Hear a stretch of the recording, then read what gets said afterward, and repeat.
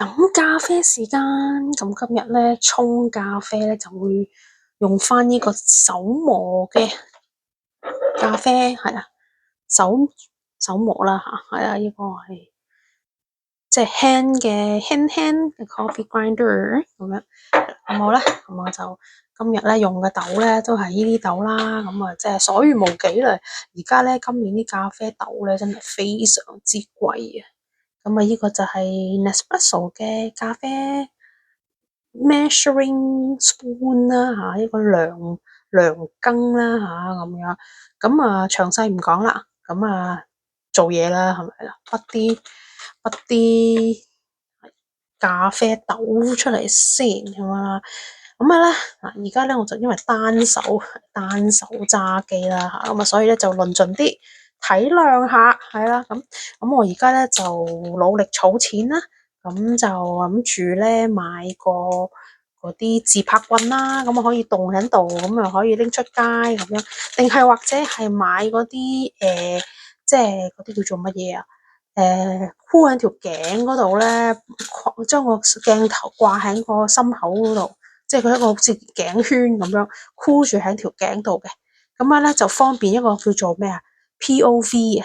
咁樣咧就係第一身視角咁樣拍片啦。咁尤其是啲即係近排咧見到啲朋友咧嚇，即係網絡啲朋友咧就踩單車。咁我哋踩單車做直播咧，咁樣咧就係得喐翻呢個先，開咗個蓋先，晾翻起咁啊！而家就咁普通用個 phone stand 啊，座台嗰啲咧嚟晾一晾住先咁樣啦嚇，唔係好方便。咁啊，究竟想點樣咧？我都唔知。咁啊，係啦，咁樣咧就係晾住先，同埋咪揸翻住先。搞咗2分鐘啊，都仲未落到呢個靚唔靚啊？係咪靚唔靚？咁啊，好香啊！如果相機可以有埋味覺嘅話咧，我話俾你聽，而家啲豆，啲咖啡豆咧好香啊！咁啊，中意飲幾多咧？其實真冇乜所謂嘅。咁而家咧就已經係夜晚，即係冇黃昏嘅，差唔多接近黃昏噶啦。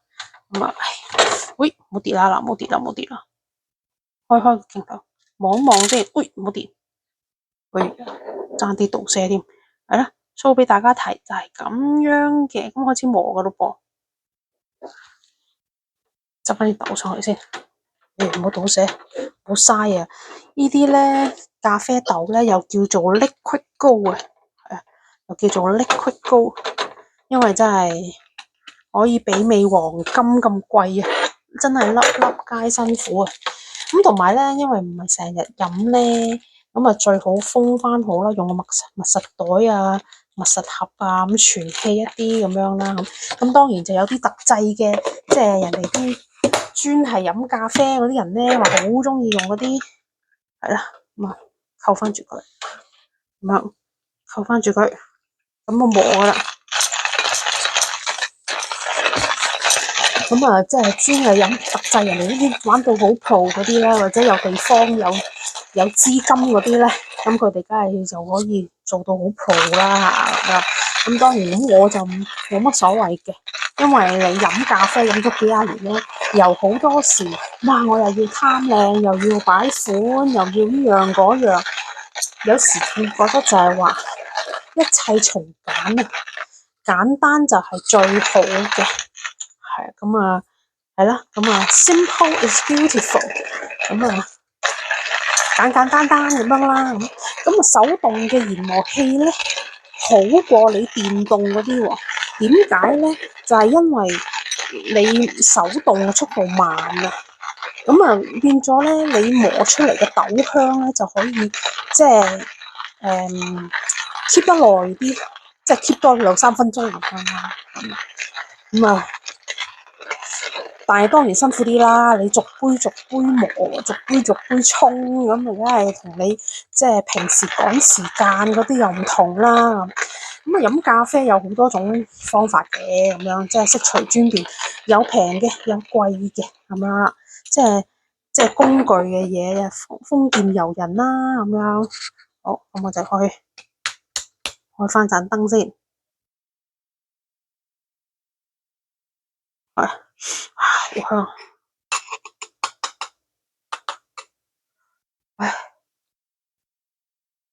哇，好正，好正，好正啊！哇，好香啊！唔喺度啊，好香啊！正啊，係咯，呢一個好啦，沖咖啡啦，冇講咁多住。好，沖下咖啡先。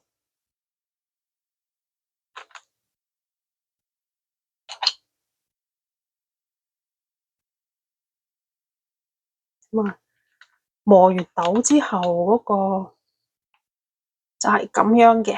OK，咁啊乾乾淨淨啦吓，咁啊呢個叫做 Burr Grinder， 係啊 Burr Grinder 啊。好，分享呢個影片之後咧，咁啊想介紹一下啦，介紹一下啲乜嘢咧？就係我今次就會用漏斗式嘅去沖啦。咁呢個咧就係喺大嫂嗰度買嘅，係啦，大嫂嗰度買嘅，大嫂嗰度買日本製嘅。咁啊，日本製就梗係好過 Made in China 啦，即係 first of all，OK。咁但係有個唔好處咧，就係佢呢啲紙啊，紙質實在太薄，軟賴賴嘅，同你即係喺外國製造嗰啲咧就真係爭好遠咯。咁係啦，冇講咁多住，接一接佢先啦。咁啊，如果有得揀嘅話咧，如果佢有得選擇，即係如果第時用晒呢啲濾紙之後，咁就再去買新嘅話咧，咁我就反而會選擇用翻外國嘅品牌啦，咁樣，因為好老實講，外國品牌咧，你係點講啊？即係會好多咯，紙硬啲啊，起碼佢落多幾錢嘢啦，係嘛？肯定起碼佢落多幾錢嘢咁啊。咁我就會用呢個高身嘅杯，咁啊，因為冇腳架啦吓，冇頸箍啦，所以就影得論盡啲吓，係將就下咁啊。好啦，咁我就會將佢倒呢啲落去啦，唔好跌啊，唔好跌咗個相機落去，真係，係啊。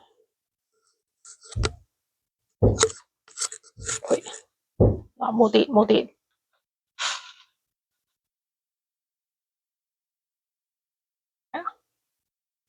OK，等佢先。今日咧就飲少啲啊，因為咧而家都已經係好晏啦，將近而家5點幾，將近6點啦。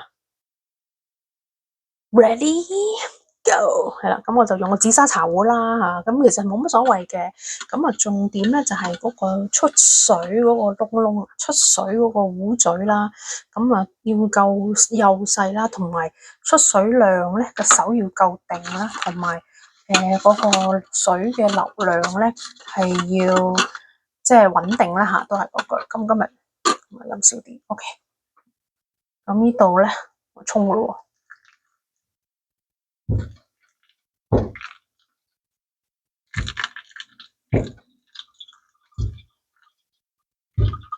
咁有啲人咧就會問，喂，我用白色嘅濾紙同你啡色嘅濾紙，即係冇漂白過嘅，同你而家呢啲白色漂白咗嘅，有咩分別啫？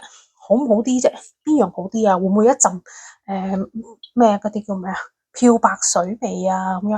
咁啊，其實我又唔覺得有啲咩問題喎，咁樣咁啊，只係嗱，我見到你而家可以見到咧。日本製造嗰啲濾紙咧就薄切切軟賴賴，唔夠挺身啊！沖出嚟嘅時候嗰個唔夠挺身咧，咁佢就好容易塌咗落去嗰個濾杯嗰個邊邊咧，咁變咗佢噏住，即係核突啲講句，你入即係 BB 仔入尿片，咁你噏實晒，你都覺得唔舒服，唞唔到氣啦，係嘛先？即係好衰啊！呢個比喻唔係麻麻地啊，唔係即係，但係又比較貼切啲啦嚇。咁啊，我要耐唔耐咧，就要抽一抽佢咁樣，咁啊等佢離一離呢個嗰啲線位啊，係咪啊？咁啊可以睇下呢個，咁啊慢慢沖啦咁樣。咁你可以當呢個咧係一個儀式感啦嚇，咁樣即係如果你話平時咧趕時間咧，就可能用機器沖啊，又或者用浸泡方式啊，或者係用French press 啦，用 French press 嘅形式咧沖咁樣啦。但係咧，我用咗唔同方法去沖咖啡咧，咁我反而即係好似返璞歸真咁樣。咁啊就最好飲咧，就好似而家咁樣手沖咖啡啦。因為咧佢要有頭嗰40秒定30秒要炆蒸啦，跟住咧又要等佢索水啦，要揾時間浸泡啦，再等佢出味啦，再喺嗰唔知幾多分鐘之內完成咁幾多個 ml 啊咁樣，咁同埋啲水要幾多個度幾熱啊嗰啲咁樣咧，我非常之講究啊。咁啊當然沖完出嚟嘅效果就係好飲好多啦，啲味道都唔同啲嘅，係咪啦？咁當然仲有另外一啲技巧上嘅嘢咧，嗱，好似譬如落幾多粉啊，咖啡粉啊，啲粉磨出嚟嘅時候粗幼度有幾多啊，咁樣，即係有好多細節嘅嘢咧，咁啊真係要靠經驗啦，唔係話讀書讀翻嚟嘅呢啲咁樣。咁你可以睇書嘅咁樣，但係經驗嘅嘢係你每次手沖咖啡沖出嚟咧，嗰個效果都可以係唔同嘅。咁啊係咯，咁啊差唔多漏晒啦，咁樣啦。咁我呢度咧就有一個平時咧，如果我係飲呢個呢個係 Longo 杯咖啡杯係 Longo 嘅，咁啊大約係180個 ml 啦。咁咖啡嗰個份量啦都有分 espresso 啊、double shot 啊、Longo 啊，就係regular 啊，仲有拖啊咁樣啦嚇，即係好多個 size 嘅。咁啊粉嘅量同埋粗幼度都可以唔同啦。咁我而家咧平時就如果要強力啲咧嚇，濃縮啲再濃啲咧，我都用呢個杯嘅。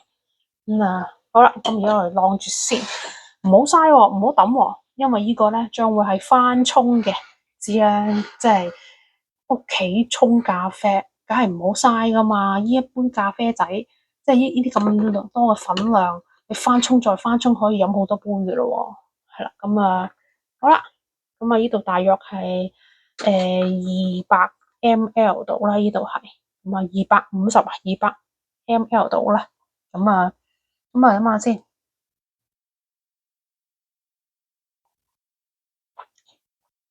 哇，OK，好啦，咁啊今日分享完畢啦，咁啊繼續飲，係啦，咁好啦，都今日就分享到呢度啦。咁啊希望即係平時生活點滴啊，沖咖啡都可以即係同大家分享下啦。